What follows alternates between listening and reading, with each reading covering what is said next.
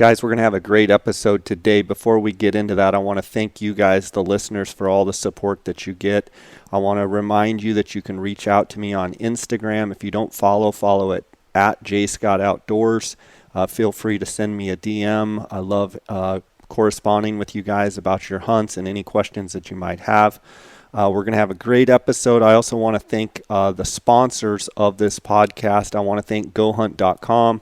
Cody Nelson, my friend of 20 plus years. He's the glassing guru, the optics authority. He's the optics manager over there at GoHunt.com at the gear shop. You can reach out directly for info or for sales at 702-847-8747. You can also email him at optics@gohunt.com. He also gets texts from my listeners on his cell phone, 602-399-3699. Feel free to send him a text if you're looking for a certain tripod or binocular or spotting scope or rifle scope, anything to do with optics. Give Cody Nelson a call or a text. I want to thank GoHunt.com also and remind you guys that the GoHunt maps, the mobile app, mapping apps, are now available on iTunes and Android. They have real 3D. It's awesome 3D mapping on these mobile apps. You can get a free trial, a 7-day free trial, by going to gohunt.com/JScott. You can also check in the show notes. I'll have it linked up.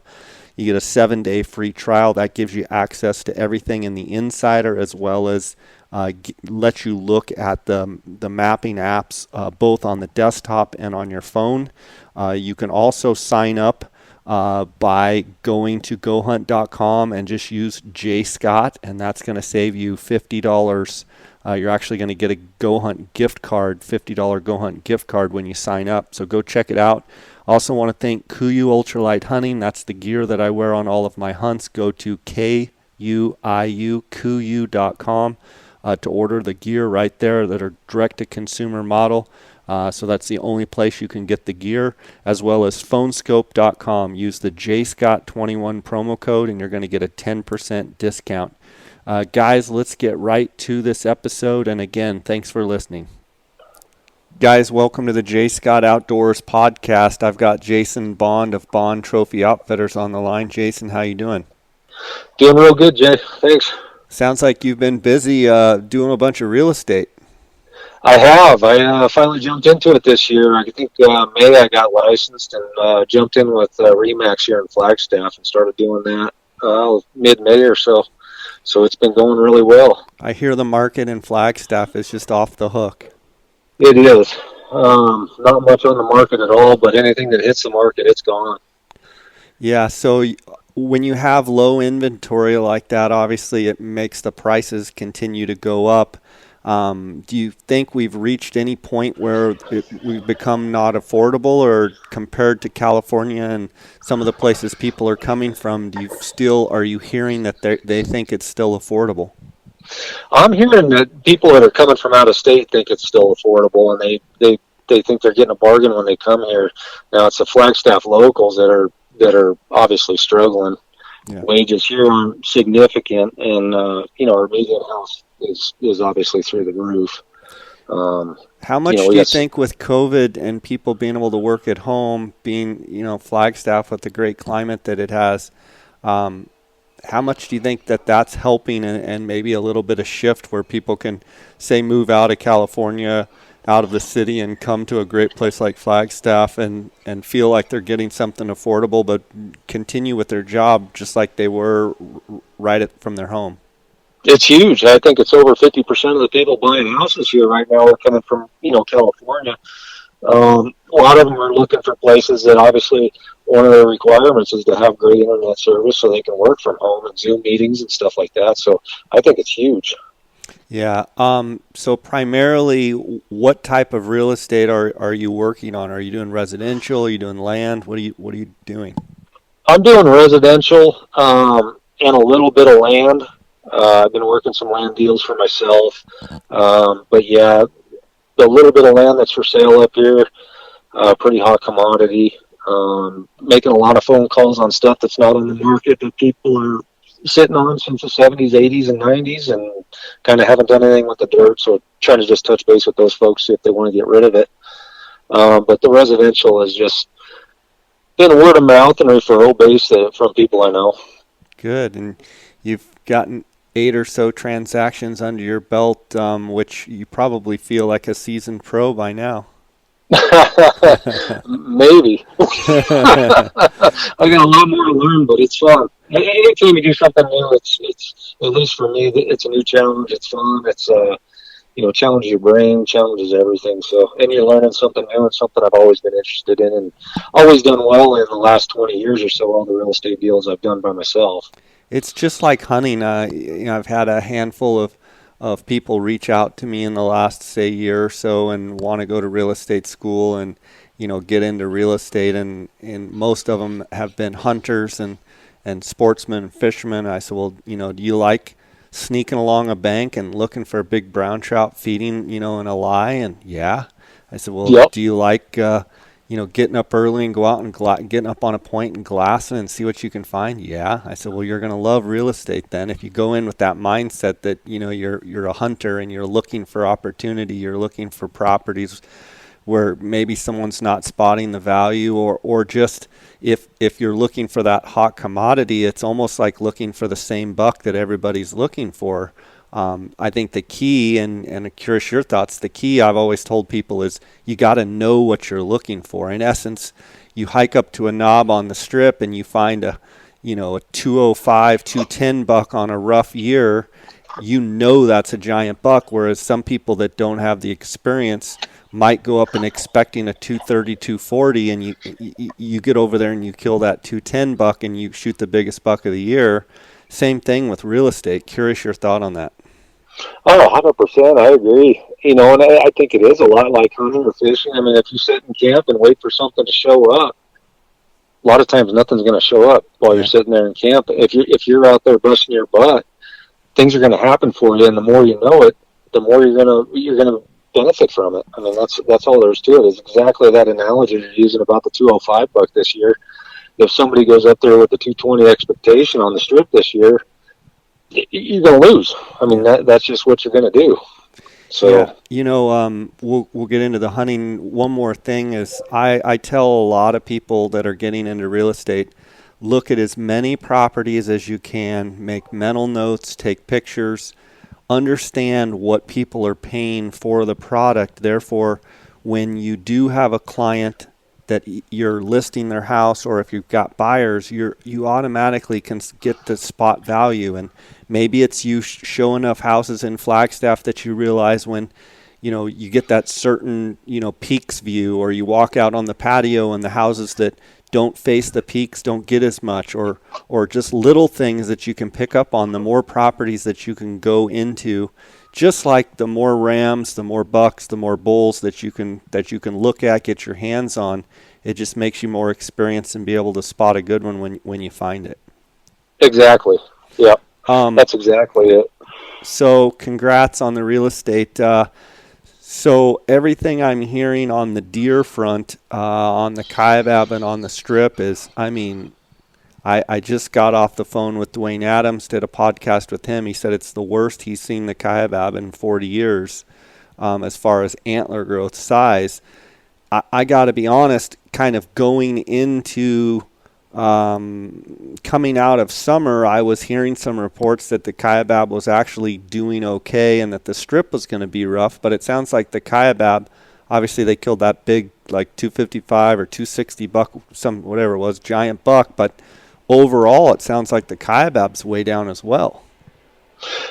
It is, and I mean that was expected. At least I expected it. I knew it was going to be a below than average year on the Kaibab by all means, but I don't know how that buck grew from last year to this year. Why he did what he did, uh, it just doesn't make any sense. But yeah, that was a big old giant deer they killed with the auction hunter.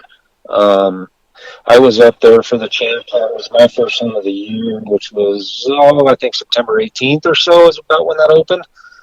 We killed a great buck opening day, low 190s buck. And we didn't get a whole lot of chance to look around. I found that buck opening morning. I was looking for a couple other mid 190s bucks that I knew about Thursday and Wednesday, and then couldn't turn them up, so I went to a different spot, turned this other buck up, and we shot him when he stood up from his bed that Friday afternoon. This is on the Kaibab archery? This is the early champ rifle hunt. So Okay. the champ, Okay. yeah, there's 10 tags on that champ hunt. It's a rifle hunt, starts right after the archery hunt. Okay. So that's probably the best buck I've heard about killed up there, other than that auction hunt. I did hear of a couple on the early hunt that scratched that 190 mark, two that were about 180, 175, but not much other than that killed. So what do you do, Jason, with with everything you're hearing and I'm hearing, these guys that are sitting on Kaibab late tags and strip late tags? I mean, if you value your experience of getting your chance to shoot a big buck, and certainly if you're in the high point totals, you've got to think about giving your tag back. If you just drew a random tag, then I don't see any harm in hunting it. But what would you do? Well, it all boils down to your points and your expectations. Like, so, some people have a lot of points and they draw a tag and they're going to be tickled pink with a 170, 175 buck.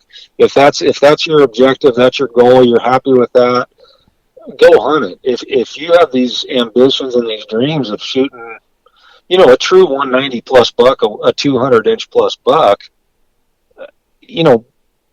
turn the tag back in, because it's not going to happen this year. If you drew with, as a resident, less than 14 points, think about hunting it. If you drew with obviously less than 8 or 9 points, definitely hunt it. But if you're a non-resident, there's 100 people left in the max point pool. If you're putting in for just 13B and 13A, it could still, losing 4 hunters per year out of that 100 tags. That's a tough call, because you could go another 25 years before you burn through 100 non-residents in the max pool. So I don't want to say you're guaranteed not to kill a 200-inch buck this year, but you're going to be one of the only ones that kill a 200-inch buck this year if you drew a strip tag. So, it boils down how many points you have, how old you are, how your health is, if you think you're going to get lucky again and draw. If you didn't, if you've got 10 points, I mean, hell, you might as well have 3 points. I mean, that doesn't matter if you're putting in for the strip, because by the time you hit 25 points, the max pool is going to be 35. So the point creep you're just never going to catch. I mean, you got to hunt it. You got to go up there. I've got a couple of real good friends that drew the 13B tag. They are heading up today. I told them, find you a good-looking, heavy, wide buck to shoot. Don't worry about the score. He's going to be crabbed out. He's not going to have extras, but find you a good old heavy, pipey freaking deer and hammer him. That's what you're going up there for, And they had ambitions of killing a 190 plus buck, and I told them, you're doing phenomenal if you kill a 190 buck this year on the strip. If you can get a crack at a 180 buck, you better take it. How do you think this sits for next year with feed conditions? I'm hearing on the strip look really good, widespread. Do you think enough bucks enough guys are not going to shoot bucks that will actually create some great holdover bucks for next year? I think it depends on the point holders and people's mentality. So if the point holders turn their tags back in, you're going to have a new class of people that have them. Like today, I got a call from Eddie Corona with OE4A. They got 2 13A tags turned back in. Looks like my buddy that his daughter has CF, but she picked up a 13B antelope tag this year. Went up there, killed a great buck on the antelope hunt by somebody turning it back in. Well, she's got offered up a 13A tag. You get a hunter like that, I mean, they're going to go up there and they're going to kill a buck. So it depends who's keeping and holding the tags and who's turning them back. I think anybody that goes up there that's paid attention is going to know that they better shoot the first 180 buck they see. So I don't know that the success rate's going to be down. I mean, we run high. 84 to 88% success rate on the strip hunts, which is absolutely huge compared to other units. But I don't know that the success rate's going to drop that much. I think it's still going to be 80% success rate on the strip. So in other words, there's probably going to be a bunch of young deer that just get pounded because they're halfway decent looking, and that's just the reality of it. Exactly that, or you're going to have a bunch of really good deer get shot that don't look really good this year. Right. So the best buck I know about in 13B is probably going to go 210, maybe 215. He's obviously going to get a ton of attention. 13A is going to, I think, outperform 13B again. The 13A's got, I don't know, half a dozen bucks I know that are going to hit 200. All those are going to get a lot of attention. So, the average dealer that's picking up a tag here in the next day or two or the next week for the 13A hunt, you're going to go up there and just hammer something. Yeah. So it's going to be a grind for guys, and I think, I don't have any hunters on 13B or 13A. I might run up there to 13A with my buddy's daughter, but outside of that, I'm not stepping foot up there with any hunters. I just had a ton of calls this year for hunts, and right off the bat, everybody was talking 210s and 220s and 200 pluses and 230s, and I just assume not book those guys on a year like this because I'm not going to disappoint anybody with that. Yeah, for sure. What about elk? Do you have any late elk plans? Yeah, I'll be out in 10 for elk and then down in 40B Gilas for sheep after the deer hunts. So I'll be up on 12B West late, 12A West late, and then out to 10 for elk and running down for 40B sheep, Gilas. Gotcha. So you're still going to do the Kaibab hunts for deer? Yep. I'll be back up on the late Kaibab. I didn't do any on the early Kaibab, which is the first year, I think in 26 or 7 years I've missed it. But I'll be up there for the late hunts.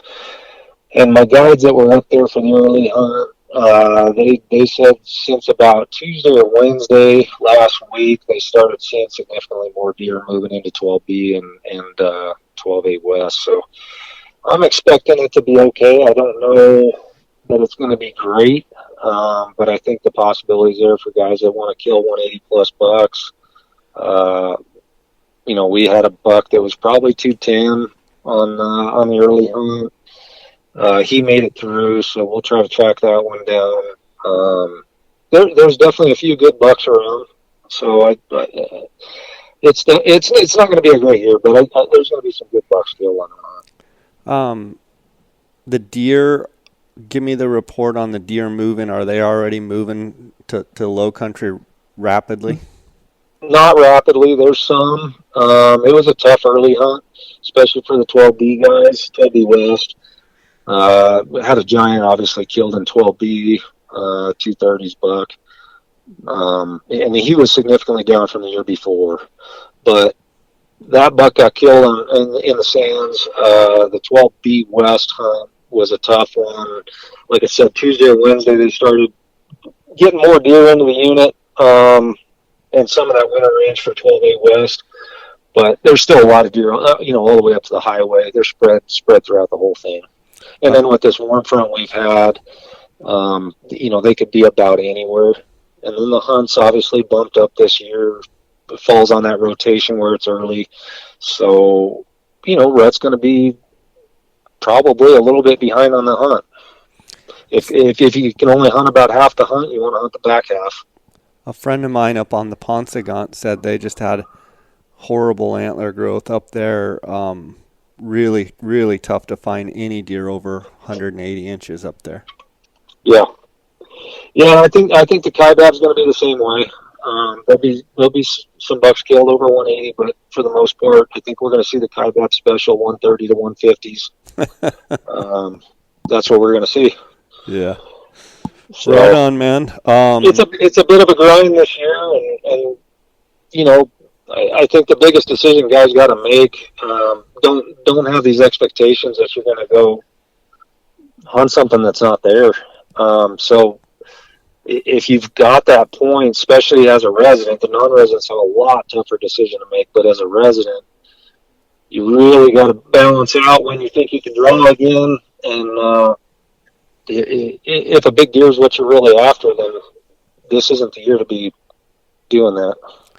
In your opinion, as far as antler growth goes for deer, what we're seeing is the ramifications of super dry conditions going into when they started growing their antlers, right? So in other words, the rains came, but they came too late in the growing period, and they had to put too much into their body before they could even start putting it into their antlers. Is that what you would say was the No, problem? 100%. You know, and I heard people say, "Oh, well, the deer grow later than the elk," and I mean, we don't get rains till July. The deer are done growing the first, second week of August. I mean, that grass and the feed's not going to explode magically in 2 to 3 weeks, and all of a sudden start sprouting out their antlers like a tumbleweed. You know, it's just too late. And what really hurt them was the previous year and the previous year from that. So we had two bad monsoons, and then we had pretty poor winters. So these deer went into winter unhealthy, got done with the rut unhealthy, had fawns. Fawns were getting killed, fawn survival rates down. Our deer numbers are going to drop if we don't start doing something with these tags and cutting them back a little bit. But yeah, you know, you can get these rains in July. It's not going to do anything for antler growth. Maybe on the Coues deer down south, they're still growing into, first, second week of September. But, those mule deer on the North Rim, they're done growing that first week of August. Yeah. So anything that's coming, starting what I say monsoon season being July 4th, July 10th, it's just too late. I mean, you're just not going to have it. They've got to be healthy going into that antler growth season. They've got to be healthy in March, April, May, but they also can't go into winter as droughted out as they have the last 2 years, and that's what's really killed it the last 2 years. Well, I think this year the conditions on the range, range conditions this year, they ought to be good going into winter at least this season. If we could have a decent winter, they could turn the tide and turn everything around. For sure. Next year, if depending we have a decent winter, even if it's just decent winter, next year is going to be awesome. Yeah. Jason, so I think there'll be some deer that explode that were 3 years old, 4 years old. They're going to explode, and they're going to be that turnover buck that was, down 20 inches this year or 30 inches this year. He's going to pick up another 30 inches next year. He's going to be 50 to 60 inches bigger the following year. Yeah. Buddy, it's always great having you on the podcast. Appreciate you taking your time here to chat with us. Congrats with the success of the real estate. I want to give you a chance to let people know how they can reach out to you, get a hold of you. What's the best way? Yeah, best way is my cell phone. Just give me a call, 928-637-8378. You can find me on Instagram and Facebook under Bond Trophy Outfitters, but just shoot me a text or a call is probably the best way to get a hold of me. Any questions you got on these upcoming hunts, I'll be around for the next 5-6 days, something like that, before I'm going to hit the road. All right, buddy. Sounds good. Take care. God bless. All right. Thanks. All right. Bye.